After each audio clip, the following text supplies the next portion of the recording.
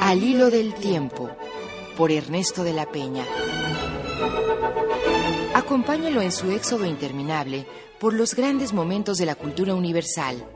No se exige más rigor que el de los lazos en las diversas manifestaciones del espíritu, ni otra guía que la imaginación. Al hilo del tiempo.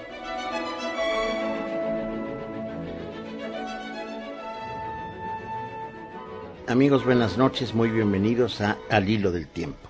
Me he estado ocupando de una figura maravillosa de la poesía latina. En lo personal, quizás sea mi favorito al lado de Virgilio, y es Cayo Valerio Catulo.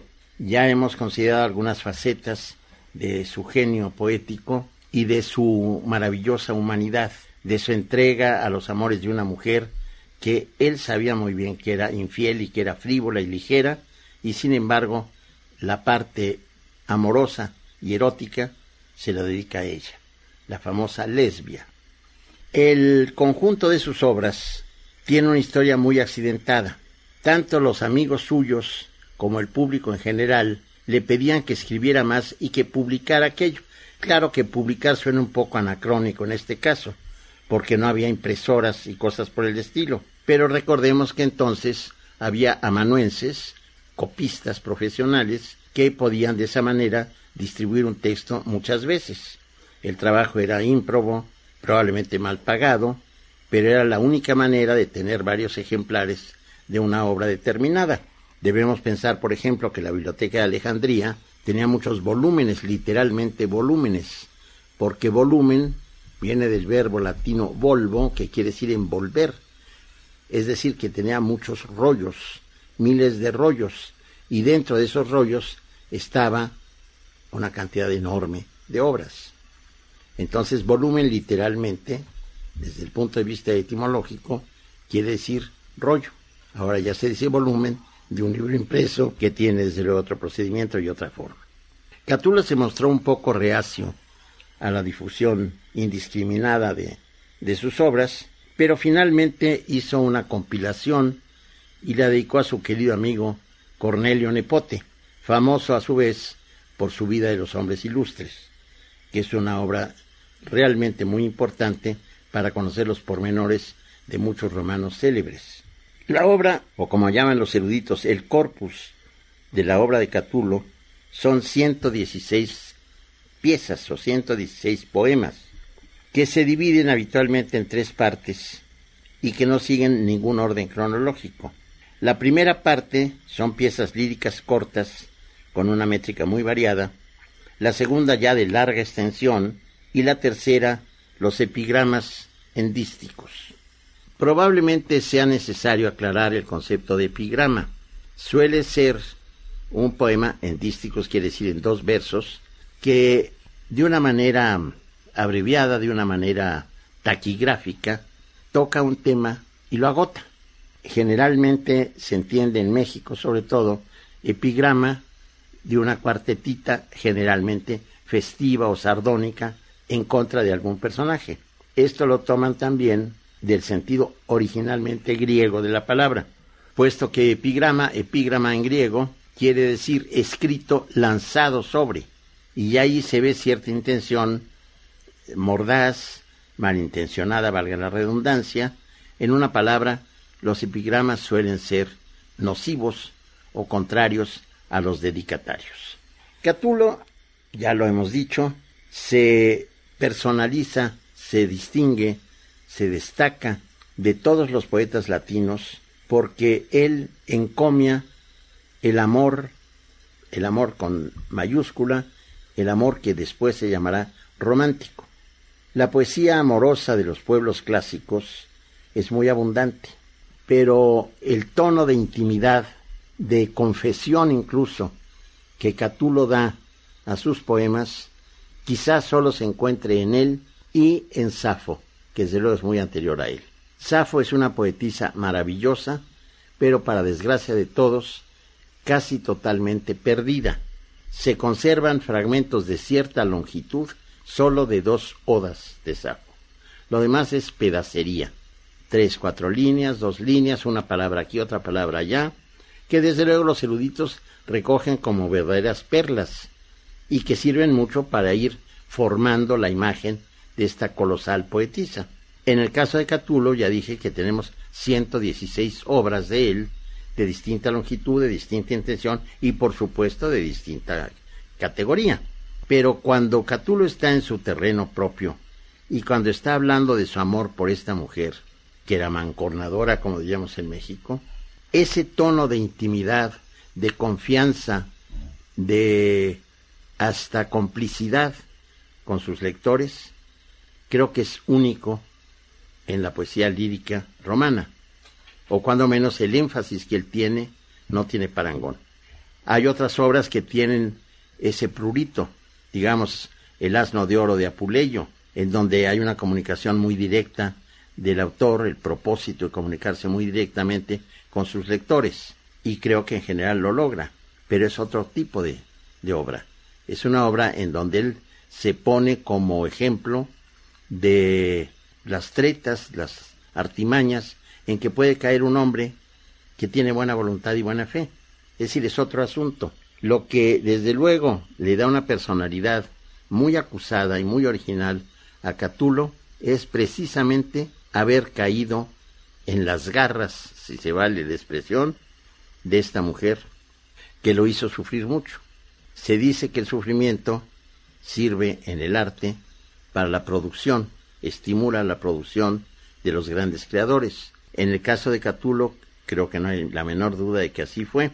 Y repetiré solamente de manera muy breve lo que ya dije, que si lo he llamado romántico es porque en Catulo se da este desprendimiento que no se da en otros poetas que son propiamente eróticos. El desprendimiento que no pide a cambio del elogio, de la manifestación del amor que muestra, no pide a cambio ir a la cama con la mujer. Precisamente por ello se le considera un antepasado del amor romántico, aunque todavía no se llamara de esa manera. Y ahora que estoy hablando de romántico, me gustaría hacer una, no digresión, sino profundización en lo que estoy diciendo. ¿Por qué se dice romanticismo a lo romántico? ¿Por qué se habla de poetas románticos, de escritores o novelistas románticos, etcétera? Y la discusión filológica aquí es muy vasta y muy enconada. Unos dicen que se debe a que esto aparece en la romanidad, y desde luego Catulo está de abanderado. Otros dicen que no, que es el espíritu aventurero de los escritores de aquellos días, de la Edad Media en este caso, y que de ahí parte la idea de romance escrito a veces como romance con C, como sería en español, otras veces romance con Z, y que a fin de cuentas viene a decir lo mismo, algo propio de lo romano. Estas derivaciones lingüísticas no nos deben sorprender mucho. San Francisco de Asís se llamaba realmente Giovanni Bernardone, pero fue a educarse a Francia, regresó muy afrancesado y lo llamaron il Francesco, el afrancesado. Entonces podría cualquiera de las dos explicaciones de la palabra romanticismo, romántico, etcétera, ser válida. Pero lo interesante es precisamente la actitud de desprendimiento. En la poesía amorosa clásica, que es poesía erótica, no se encuentra, desde luego, poesía mística. La poesía mística tiene muchas gradaciones también. Hay poesía mística francamente sexual. Recuerden ustedes el éxtasis de Santa Teresa del Bernini, y ahí se ve una expresión de placer sexual, cuando menos a mi juicio, y se ha comentado hasta la náusea esta maravillosa y genial estatua. Entonces, en el caso de Catulo, cuando hay amor satisfecho, lo dice, y lo dice de manera bellísima y transparente. Y cuando hay celos, sucede lo mismo. En ese sentido, también sería el creador de esa escuela poética, no muy bien representada en general, que se llama intimismo. Y se llama así porque revela a los lectores la intimidad pasional del ser que le escribe. El intimismo es una escuela fundamentalmente poética, pero que también se da en otros sectores de las letras. También hay novelas intimistas, hay diarios intimistas, etcétera, etcétera. El género del diálogo no se presta mucho, pero sí los diarios. El diario de Amiel, pongamos por caso, pues es una obra de carácter fundamentalmente intimista, porque nos está revelando sin tapujos lo que él siente, sus padecimientos, sus odios, sus decepciones, sus logros, todo. Catulo deja una obra corta, pero una obra que transforma el panorama de las letras. Los dos poetas con los que por regla general se le edita o se le equipara, que son Tibulo y Propercio, no creo, a juicio mío, que hayan dejado una huella de tanta hondura como la que dejó Catulo, precisamente por su actitud ante la vida y el amor. Pero vamos a unos mensajes. Queremos conocer su opinión y comentarios. Escríbanos al correo electrónico alilodeltiempo@imer.com.mx.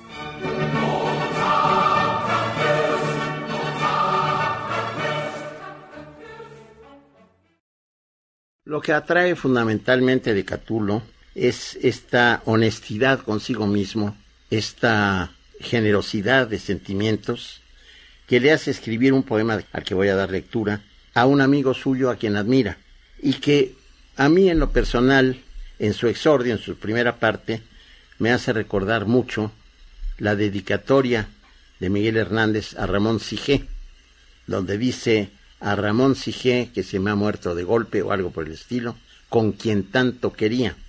Bueno, esto tiene, a mi juicio, para mi sentir, algo similar, aunque el propósito es muy distinto. Dice lo siguiente: a un tierno poeta, a mi compañero Cecilio, ve a decir, Papiro, por favor, que venga a Verona, dejando los muros de Como la Nueva y las riberas del Lario, porque quiero confiarle ciertas ideas de un amigo suyo y también mío. Por esto, si tiene juicio, devorará el camino, aunque su radiante amiga le llame 1000 veces al marcharse, y echándole ambas manos al cuello, le ruegue que se quede, puesto que ahora, si son ciertas las noticias que me llegan, se muere por él de desenfrenado amor. Desde que él nos leyó sus primeros versos sobre la diosa del Díndimo, la pobrecilla siente que secretas llamas le consumen los tuétanos. Te lo perdono, muchacha más docta que una de las musas de Safo, pues es realmente hermoso el poema que sobre la gran madre ha comenzado Cecilio. Esto requiere, aparte de la belleza que es patente para todos, y el tono íntimo, cariñoso, generoso, directo que emplea, algunas aclaraciones. Por ejemplo, Como la Nueva, pues es en Suiza actualmente, era una ciudad recién fundada. Y luego dice, habla de las ideas de un amigo suyo y también mío. Y se ha supuesto que sería el propio Catulo que quiere participarle a Cecilio ciertas ideas poéticas que tiene consigo. Luego también habla de la diosa del Díndimo, que es Cibele, o Cibeles, gran madre de los dioses. El poema de Cecilio quizá se llamaba Magna Mater. Entonces, por eso le dice que a pesar de que la amada realmente lo quiere, a pesar de que trence sus brazos para no dejarlo ir, él mismo, Catulo, el poeta, se lo perdona y le dice muchacha más docta que una de las musas de Safo, es decir, una de las poetisas que convivían y que imitaban a Safo, que fueron sobre todo Erina y Damófila. No hay ninguna insinuación ni juicio crítico sobre los amores lésbicos de esta mujer, ni mucho menos, pero dice que el poema que ha comenzado a escribir Cecilio acerca de la Gran Madre, es decir, Cibeles, es magnífico, realmente hermoso, dice.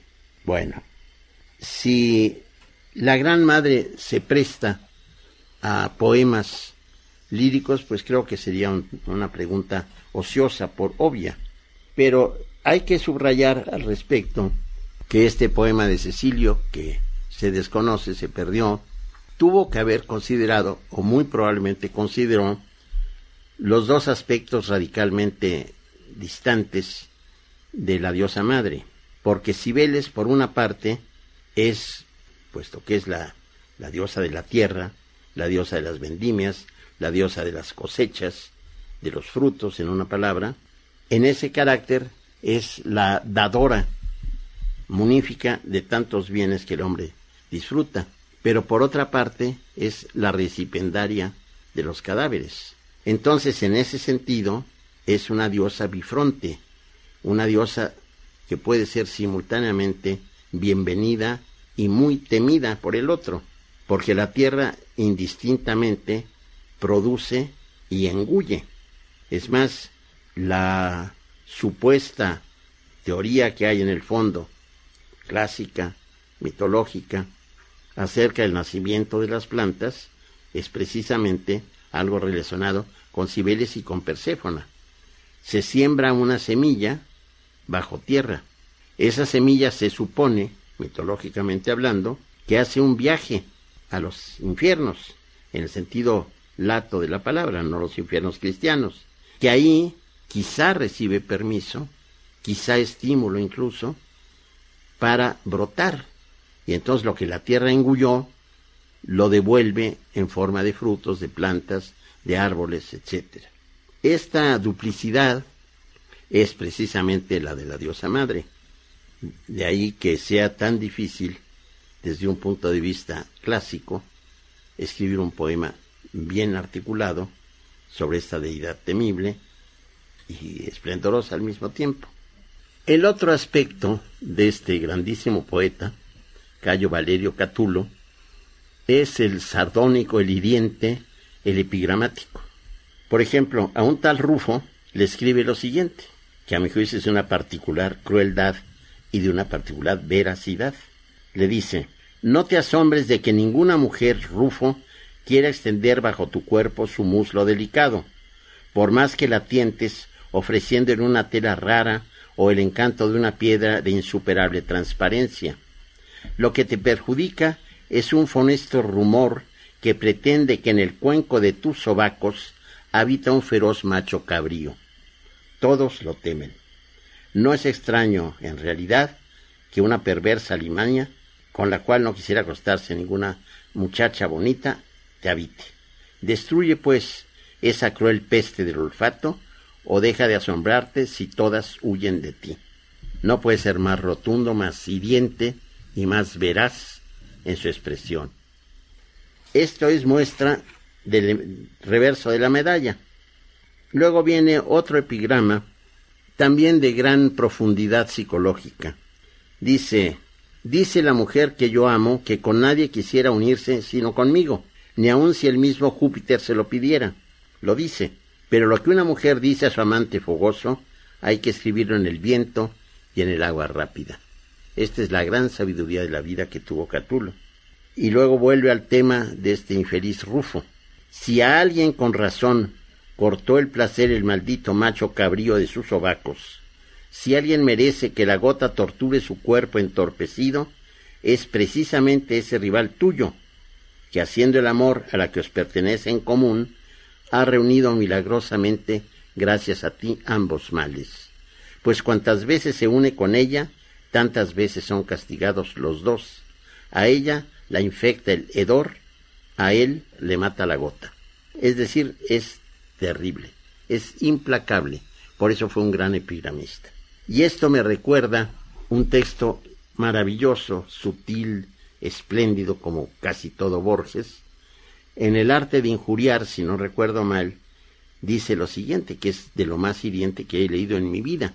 Dice: la mujer de fulano de tal, so pretexto de trabajar en una casa de asignación, vende géneros de contrabando. Esto es terriblemente hiriente y se debe a Borges. En el caso de Catulo hay algo menos sutil, pero no por ello menos hiriente. Ahora vuelve a la realidad Catulo respecto a Lesbia, y muy decepcionado, de cualquier manera la sigue amando y se nota el despecho en este poema, le escribe lo siguiente: a tal punto ha llegado mi alma, Lesbia, por tu culpa, y hasta tal extremo se ha perdido por su misma fidelidad, que desde ahora ya no puede tenerte aprecio, aunque te volvieras la más virtuosa de las mujeres, ni cesar de amarte, aunque lo intentaras todo. Esto es una verdad amorosa terrible. Se puede despreciar, se puede odiar incluso a la mujer que causó el frenesí erótico y amoroso, pero no se la puede omitir. Y aquí lo dice: por mucho quisieras, no puedo yo dejar de despreciarte, de odiarte, pero al mismo tiempo te sigo amando. Estas cosas le dan un perfil humano a Catulo que difícilmente, si es que encontramos a alguien, tiene otro poeta latino. En estos dos versos, en este dístico, está resumido el tormento del hombre que se da cuenta de que la mujer a la que ama y por la que daría la vida no merece ese amor. Dice, voy a leerlo en latín porque es muy hermoso y es muy sencillo de traducirse. Odi et amo, quare it faciam fortasi requiris, nescio, sed fiere sentio et excrucior. Odio y amo. ¿Cómo es posible? Preguntarás acaso. No sé, pero siento que es así y es una tortura. Desde luego que la palabra excrucior, que tradujeron como es una tortura, probablemente tenga mayor expresividad, mayor rotundidad que tortura, porque excrucior quiere decir que se crucifica por dentro, que se destaza por adentro, que ya no puede más con eso y sin embargo sigue adelante. Esta pasión tan intensa, con sus altibajos, sus momentos de goce y sus momentos de odio, es típicamente la expresión del amor en la inmensa mayoría de los casos. Pero vamos a los mensajes. Queremos conocer su opinión y comentarios. Escríbanos al correo electrónico alhilodeltiempo@imer.com.mx.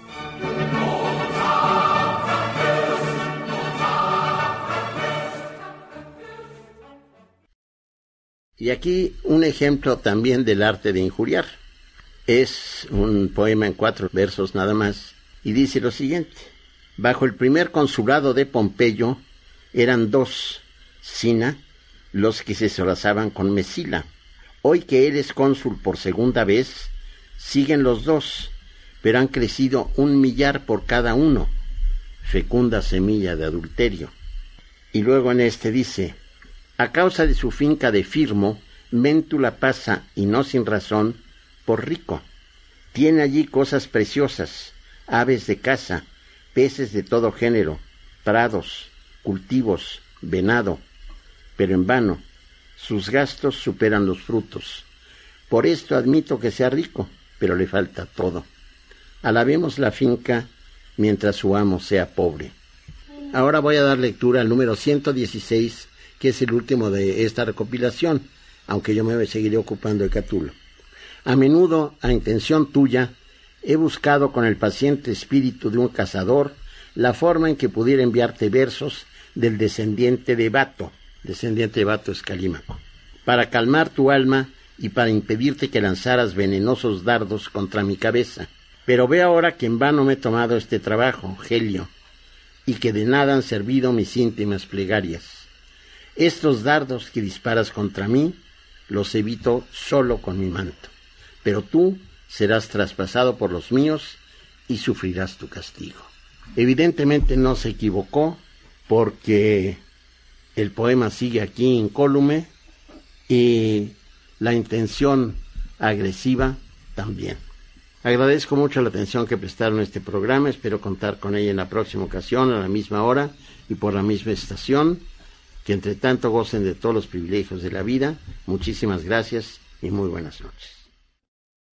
Participaron en la realización de este programa Roberto Portillo, Juan José Ortega, Carmen Bach y Marcela Montiel.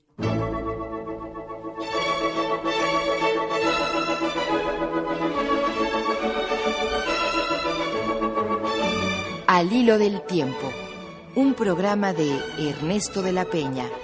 Escúchelo el próximo jueves a las 20:30 horas, aquí en Opus.